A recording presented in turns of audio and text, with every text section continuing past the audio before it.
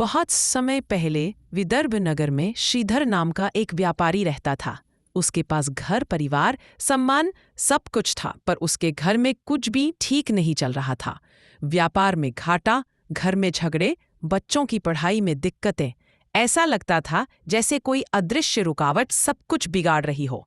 शाम को घर में एक अजीब सी थकान महसूस होती, तो कभी हवा का रुका हुआ असर घर को भारी बना देता।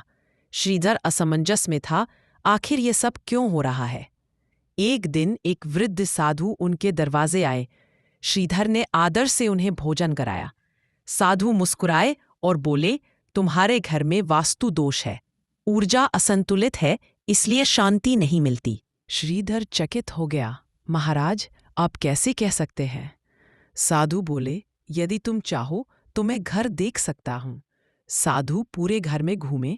उन्होंने देखा, उत्तर पूर्व कोने में कबाड़ और पुराने अखबारों का ढेर था। रसोई दक्षिण पश्चिम में थी, जहां भारी और स्थिर ऊर्जा की आवश्यकता होती है। मुख्य द्वार की सीढ़ी टूटी हुई थी। घर के बीचों बीच अंधेरा था, खिड़कियां बंद रहती थी। साधु ने धीरे से कहा, जहां प्रकाश नहीं होता वहां ऊर्जा बीमार हो जाती है। जहां अव्यवस्था रहती है वहां मन बेचैन रहता है। यही वास्तु दोष है। श्रीधर बोला, मेरे परिवार को इससे कैसे मुक्ति मिले? साधु बोले, पहले घर को साफ करो, ईशान कोने से कबाड़ हटाओ, रसोई को सही दिशा में रखो, टूटी चीजें ठीक करवाओ, फिर घर में वास्तु पूजा करो। इससे घर की रुकी हुई ऊर्जा खुल जाएगी। श्रीधर ने तुरंत काम शुरू कराया। परिवार के सभी लोग मिलकर सफाई करने लगे, पुरानी चीजें हटाईं, कमरे रोशन किए और टूटी सीढ़ी की मरम्मत करवाई।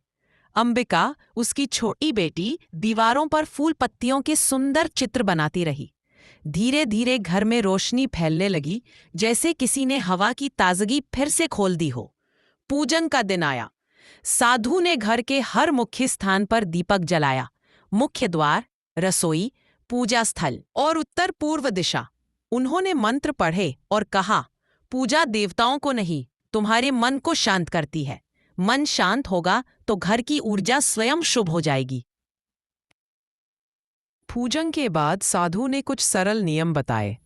घर रोज सुबह खुला रहे, ईशान दिशा हल्की और साफ रहे, रात को दीपक जलाना न भूले और कभी भी टूटी चीजें मन पर बोझ न बनने दे।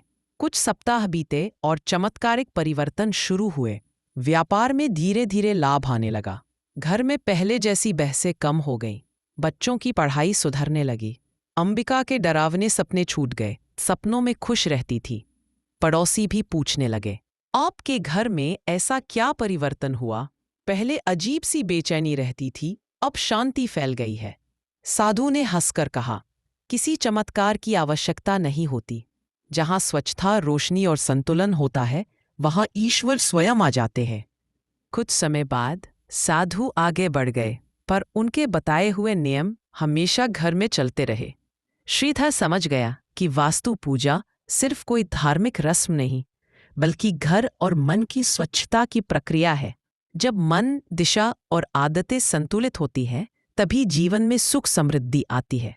और इस प्रकार श्रीधर का घर फिर से खुशियों से भर गया, जैसे दीवारों ने फिर से अपना खोया हुआ रंग पा लिया हो और घर ने अपना पुराना मुस्कुराता हुआ रूप वापस पा लिया हो।